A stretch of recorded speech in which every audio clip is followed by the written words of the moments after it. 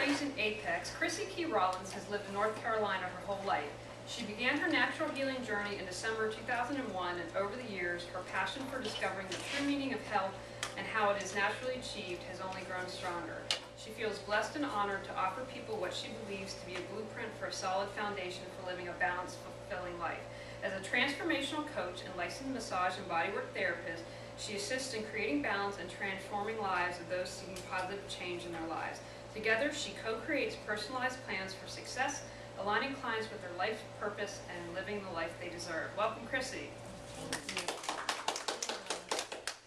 I am very blessed and honored to be here, serving all of you wonderful ladies tonight, and talking specifically on the topic of abundance. I think it's one of those things that we hear a lot about, but we don't always see happening in our life.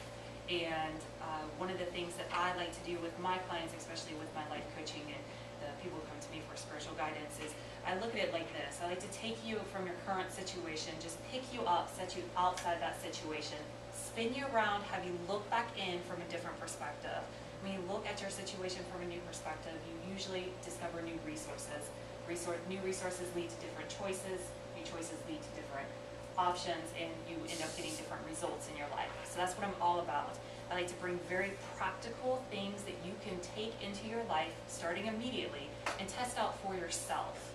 I don't talk about any concepts that I read in a book. I only talk about the things that I actually practice in my life and have gotten my own results, and therefore have developed my own truths around.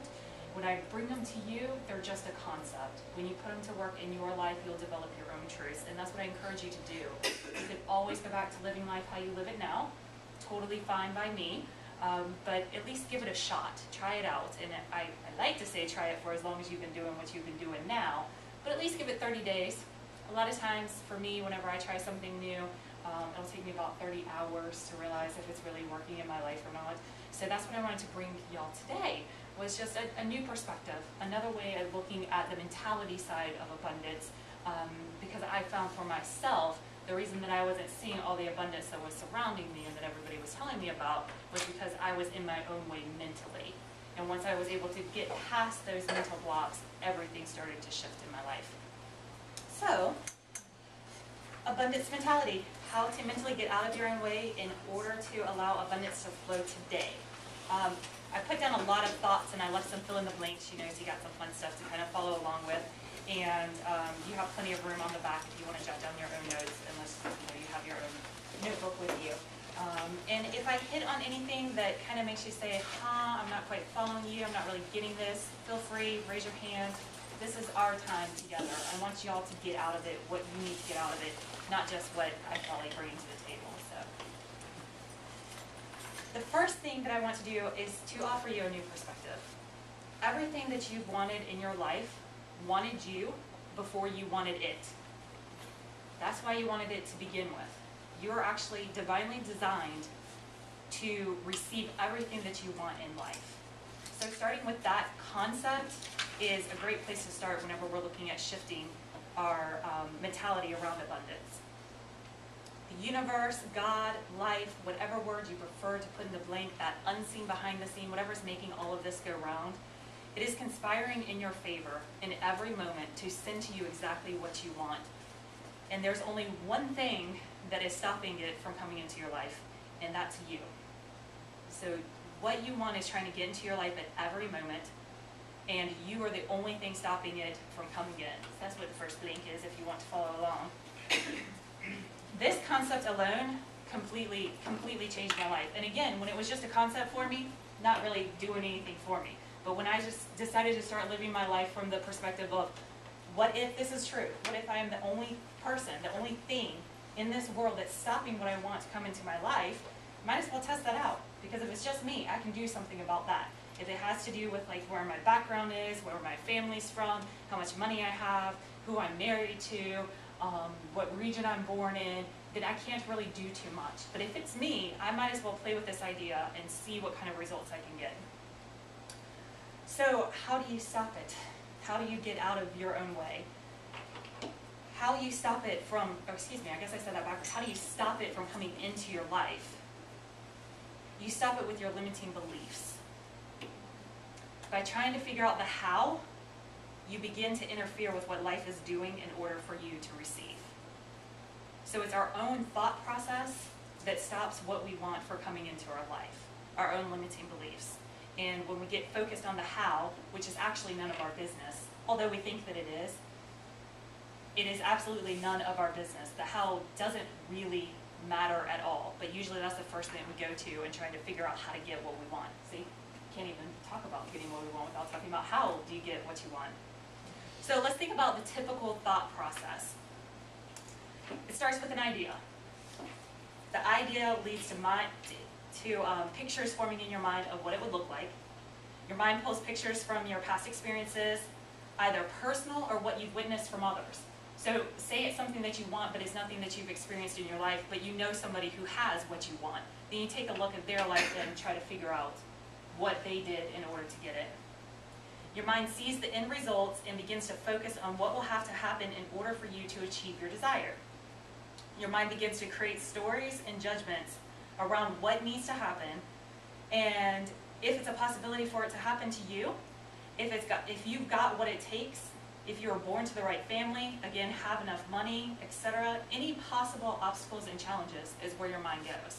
What is standing in my way between where I'm at right now and what it is that I want?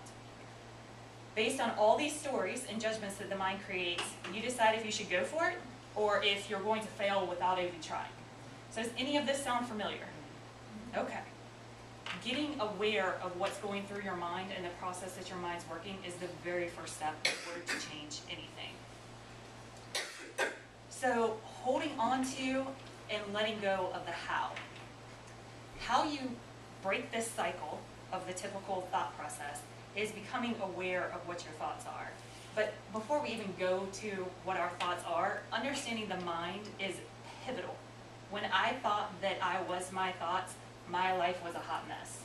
When I learned that my mind is an organ, just like my heart, just like my lungs, just like the digestive system, any other organ in your body, it has a specific job and a specific function, and its job is to keep you safe. Its job, it wants to ensure that you stay alive. That's it. That's all it's worried about.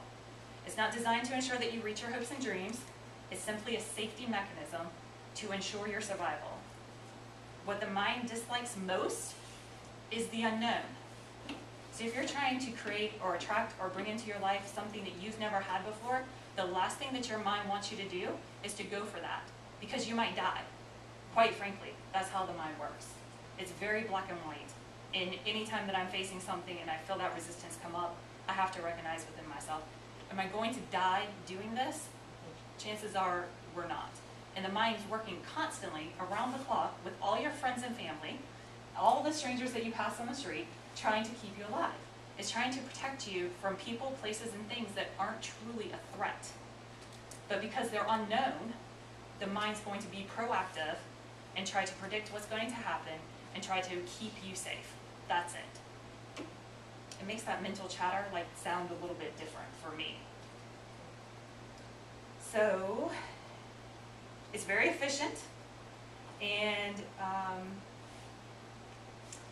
its efficient design is based on keeping you in the familiar and not venturing into the unknown. In the unknown, it does not know how it will keep you alive, while in the familiar, it feels much more equipped to anticipate and avoid or overcome any possible threat that may arise. If your mind can figure out the how of a situation, it will allow you to move forward in confidence that you will remain alive on the other side.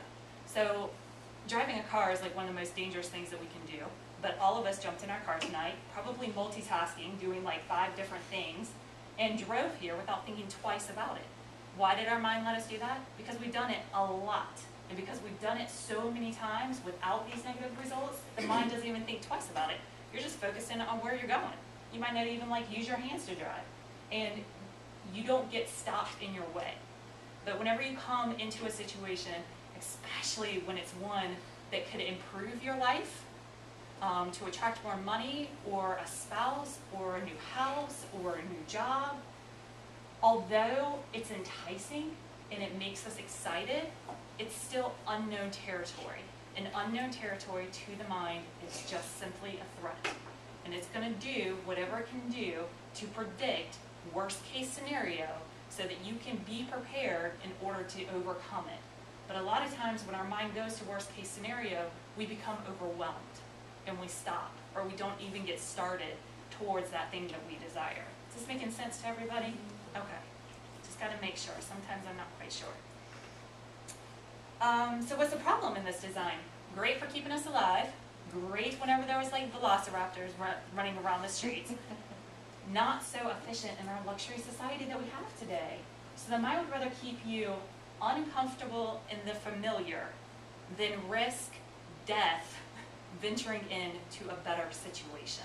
It's kind of bizarre when you really think about it. And I really challenge you to start reflecting over your life and thinking twice about the decisions that you've made in the past, maybe something that you didn't venture into, and take a look at that.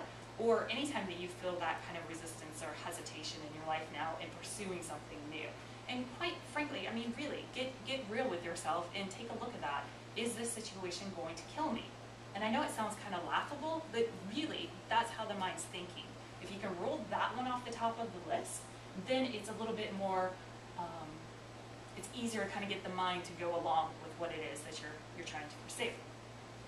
So the problem with this design of always trying to keep us safe, when we're unaware that this is the function of the mind, we can confuse our thoughts with being who we are or being an accurate reflection of what is possible. And we can limit what is possible in our own lives. If you take a moment to think about anything that you've acquired or achieved in your life so far, how did it come to you? Did it come about in the way that your mind predicted that it would come about? Chances are it probably didn't. Like I had anything that I did, I had the thought to go to massage school, but it didn't go. I didn't go in the same steps and process that my mind came up with. Oh, I could go to this school and I could take these classes and it would work in my schedule here. Yeah, until my boss said, no, you can't leave 5 minutes early to get to class on time. So then I had to go back to the drawing board. I had to find another way.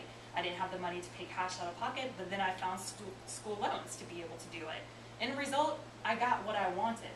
How I got there and how I went through it, it was nothing like what my mind thought. Why? Because I've never even done massage before. I had never gone through the process of going to massage school, so why would I think that what these pictures and thoughts and ideas that come through my mind is going to be what actually takes place?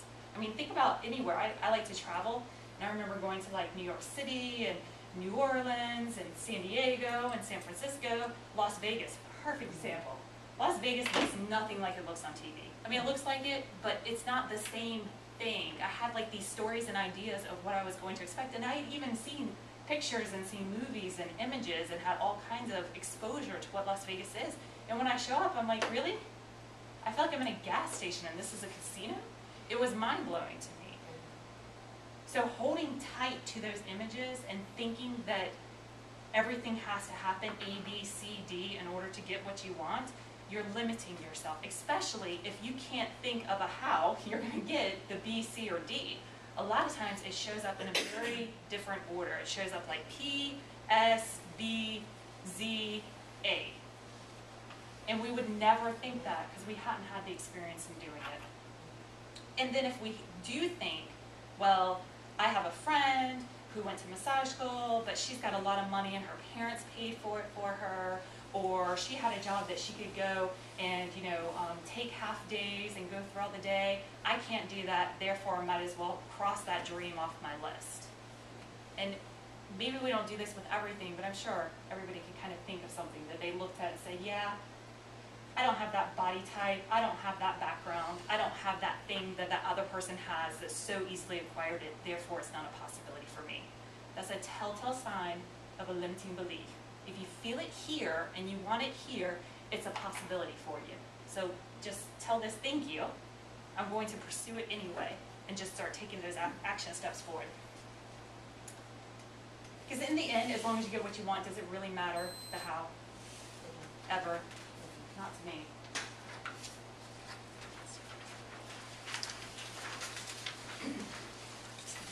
So this is kind of my tool page. Identifying and clearing limiting beliefs. Your mind only thinks as far as you have experienced, witnessed, heard, or believe is possible. As far as your mind can think, can create, or imagine, is simply where the possibilities that lie within the universe begin. So as far out as your mind can think, you're just starting to scratch the surface of what's really possible. By subconsciously holding on to beliefs that limit your possibilities in life, you're mentally blocking your desires from coming to fruition. It's kind of like, well, I expect it to come UPS, so I hear the doorbell ring, it's a FedEx guy. I'm upset because it's bothering me while I wait for my UPS package and I shut the door in his face. We don't know how it's going to arrive. So when you do set out to get something, take into account the fact that it wants you, probably even more than what you want it, and it's doing everything it can to get you. So instead of shutting the door on what doesn't look like the right packaging, instead say, how interesting, life sent me a UPS man whenever I was expecting FedEx, or whichever way I just said it.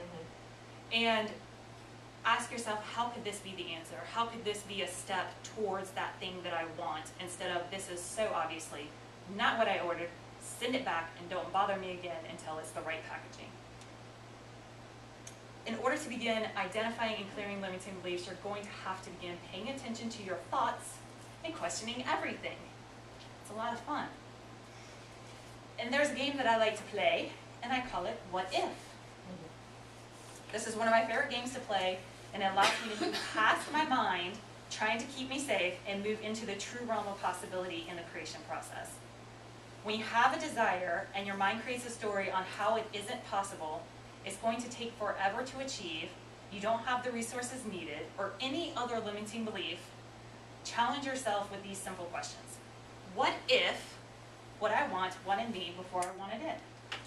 What if life is conspiring for me to receive everything my heart desires?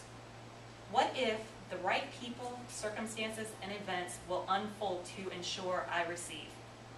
What if all I have to do is believe and take the next step into the unknown? Anytime that I find myself stuck, I go back to these what if questions. What if? Now, this may very well be true, it's not, but it may very well be true, but at least I can take that step forward and get the answers for myself versus sitting on my couch having a pity party because I don't have what I want showing up in my life. And this just gives me the courage to take that step. And this is actually exactly what started to really shift things in my life. I said, what if? What if I'm the only one that's stopping what I want from coming into my life? What if my holding on to how I think life works, or how I think things are possible, or how I think things have to happen in order to get what I want, what if that is the only thing stopping me? What if? What if I start thinking about my desires as if I ordered a meal at a restaurant, and all I do is place that order and sit back and wait to receive? And I don't mean like sit on the couch and wait for it to show up. I mean stop worrying about if it's going to show up and how it's going to show up, and then still continue life as usual, taking steps in every person that crossed my path, just saying, what if you were sent to me to give me exactly what I wanted? What if you know somebody who can help me get what I want? What if? What if every person, circumstance, and event that shows up in my life is guiding me to what I want? And all I have to do is say yes to when my friend asks me to go to the opera, instead of, no, I don't like the opera.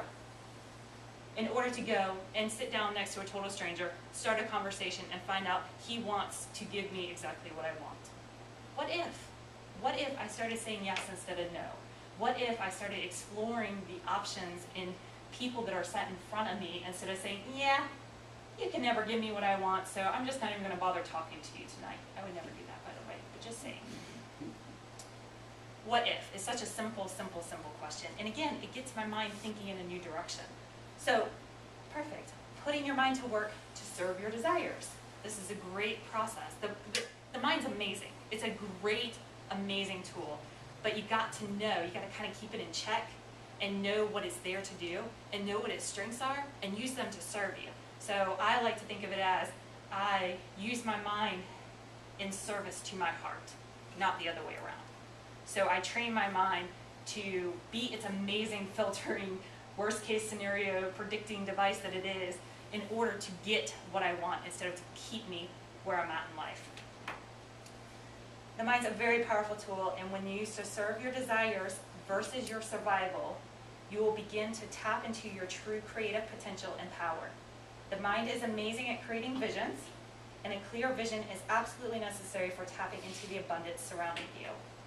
Take time to daydream about your best case scenario, a best case scenario end result of your desire.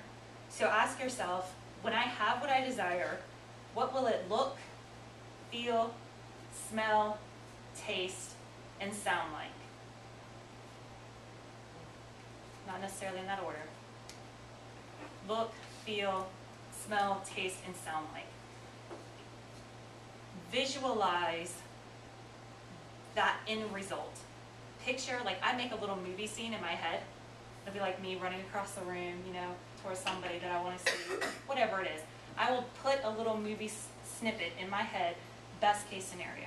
This is what I want. I don't know how I'm going to get it, because if I look at my checkbook, or if I look at you know, my husband's past reactions to things, or my past experiences with things, I have no proof that what I want is possible. But if I only look there, again, that's limiting beliefs.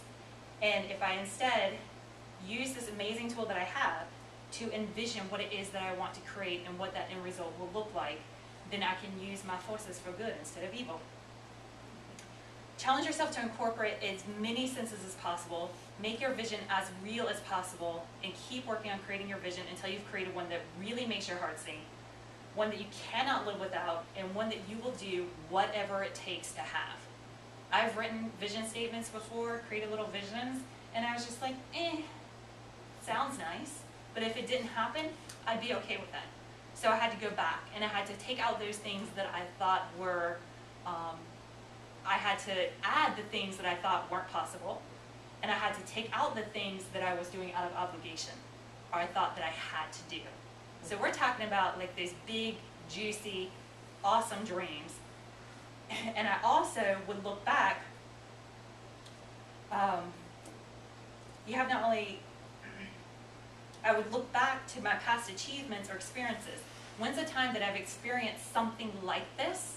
And I'll pull from there. So a cool thing to do, if you have the mindfulness to do it, when you're really, really excited and when you're really happy and something really amazing just happened in your life, take a moment to write down what you're feeling.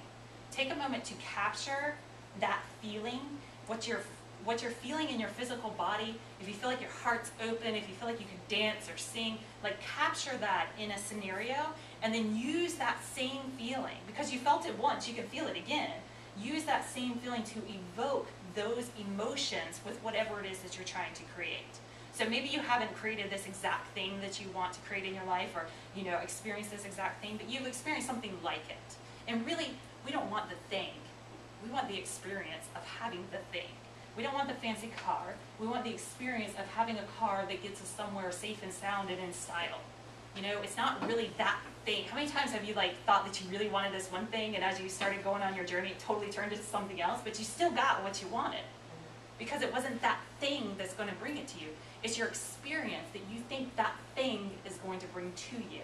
So if you can get that clear mental image, get that vision down, and feel it, smell it, taste it. You know, imagine those pancakes coming from the kitchen as you walk through your new home. Whatever it is that you want, incorporate all of it. We're experiential beings. It's all about the senses. That's what this human experience is about. Incorporate all of that into your vision to where it makes you just want to stand on a rooftop and scream to the world how excited you are because you have this vision. If you can get into that space, you can have what you want. I guarantee you that. I guarantee you that. But it has to be so good and so juicy and so believable here that you'll do whatever it takes to get it. And chances are, you're not going to go through all the obstacles and challenges and all that stuff that the mind created. And in fact, if you can release the urge to focus on those things and just trust that whatever crosses your path, you're fully equipped to handle, then you're least likely to deal with any challenges and obstacles along the way. Because the only reason those challenges and obstacles show up is because we thought that they were going to happen in the first place.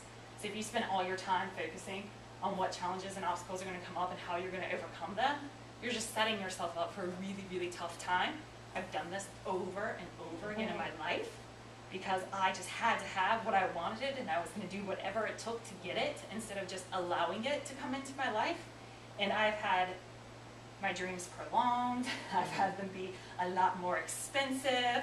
I've had them take a lot longer and a lot more difficult to come into fruition than had I just placed it like an order at a restaurant and waited for it to show up. Still showing up and doing my part along the way, but not so in control or in fear of not having it done that I just continued stepping in my own way. So, what's the last link? Every time your mind wanders to the how, bring it back to the vision.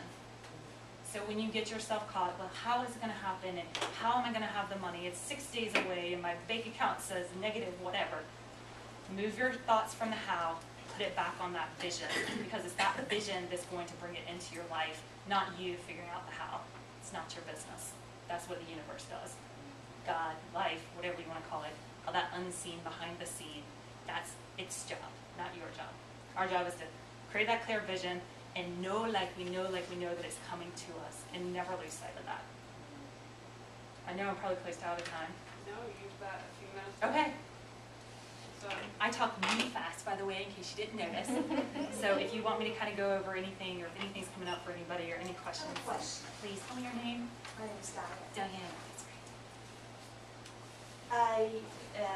I understand everything that you're saying. What I'm struggling with, I'm 52, my kids are grown, they're still with me, as all children are, right? I don't know what my dream is anymore. We take care of other people. You know, we have these vague dreams of health and wellness and love and peace, and, you know, I've done a lot of work on that over the years, but it's always the servant in me. You know, I'm listening to you and I'm thinking, oh, I'm going to tell this to my daughter. She needs to hear this. So what is your advice or coaching on exercises that people like us who've been serving others, because I do believe in the law of attraction and God and the universe, and we are all worthy. You know, I usually don't have negative speak in my head, so thankfully I don't have a lot of that unless it's very deep that I'm unaware of, but I don't know how to dream anymore. So what are some advice you can give us? That's a great question, because I have people say to me a lot, you know, well, what is my purpose? What is it that I'm supposed to be doing with my life? And I find that we all know the answer, but we don't necessarily think that it's possible. And when we can just allow ourselves to kind of, journaling's great. I'm not one that journals every day, but I will tell you, whenever I hit like a block, I just get out a piece of paper and a pen. A computer can work, but I really like writing it out. I think it's just a more intimate way of creating in your life. Just take that piece of paper and just allow yourself to explore that. What would I do? What are my favorite things to do? What am I naturally inclined to do? I was a photographer for like a decade before I even called myself a photographer, because I didn't go to school for it. I had a limiting belief that in order to be a photographer, I had to go to school and study it. Well, I never had like the money to have a nice camera. I never even thought that I could have majored in photography or something like that. Like that just never was an option for me. And then eventually in college, I got a nice camera. I started taking pictures, and I liked my pictures, and everybody complimented my pictures. But to me, it was just a hobby. Like I thought anybody can get my camera and take those same pictures. It's not me. I'm not special. It's the camera. And I was wrong. I was wrong, because I realized that nobody sees life through my eyes, and nobody can capture exactly what I capture when I look through that lens, because what speaks to me doesn't necessarily speak to everybody else. I mean, you can learn how to frame a picture and those sorts of things, but it dawned on me, and actually it was when I first started listening to my intuition and quit my job and started working solely for myself, that I was like, what are my assets? What could I morally and legally sell or create in my life to create some income? And I was like, you know, I like my photography, my friends like my photography, they're probably just being nice, but maybe other people will like it. And as soon as I put my photography out there, people were like, oh my gosh, you took this? I'm so inspired. This is amazing. And I was like, really? You really like it? And I started call myself a photographer, and I even felt like a phony to begin with, but now I own it. Now I just make up titles, whatever I feel like being, that's what I am. So I share with you that because a lot of times it's right in front of us. It's the things that we're naturally inclined to do. That's why we're naturally inclined to do them. It's what we were created to do. And you can even ask your kids. You can ask the people that are close to you in your life who really know you. Because I'm sure you have some close girlfriends or guy friends around you that really know who you are. Ask them what they think your biggest assets are, what they think of whenever they think of you. And chances are they're going to see some natural abilities in you that you have taken for granted because it's come so natural to you. You overlook it. Does that make sense? Mm-hmm. It was like a couple years into calling myself a coach that I realized, wait a minute, my whole life people have come to me, shared with me whatever their hardships are, and I've just naturally been like, well, maybe they were thinking this instead of that, and maybe that's why they did this thing that you're unhappy about. And they're like, wow, I never thought that. But I didn't think that I was special. I just thought I got lucky and knew the right thing to say sometimes. I'm a natural coach. I naturally have a different perspective and can see life through other people's eyes, or look at that, what if they're thinking this instead of that? And it's just something that naturally comes to me. When I got into the spirituality stuff, that was like my first time that I was like, okay, this is beyond me, because I don't even know where this stuff is coming from. It just comes out of me, and I can't stop it. It's like breathing to me. So to me, that's a really good clue that that's what I should be doing with my career, with my time. And maybe you got to start with doing it as a volunteer, as just a service for people. That's actually how I got started with coaching and empowerment speaking. People didn't want to pay me. I was going to find somewhere that would listen to me speak. I was going to just go and volunteer my time and share my message. And through that, people were like, oh my gosh, you are amazing. What you said really touched me. You know, and I got this profound reaction from people, which started to build my belief. And now I'm attracting people like Julie and other people in my life that want to have me on their panels and on their internet shows, and I get to be on a TV show at the end of this month, which is really, really crazy, like blowing my mind. Like, really, you want to interview me? And it's all about trusting that instincts within you and getting to what comes natural to you. I think so many of us kind of get that conditioned out of us over, you know, what has a paycheck attached to it, and what can you do for a living, and where can you find a job. Find what makes your heart sing and do it.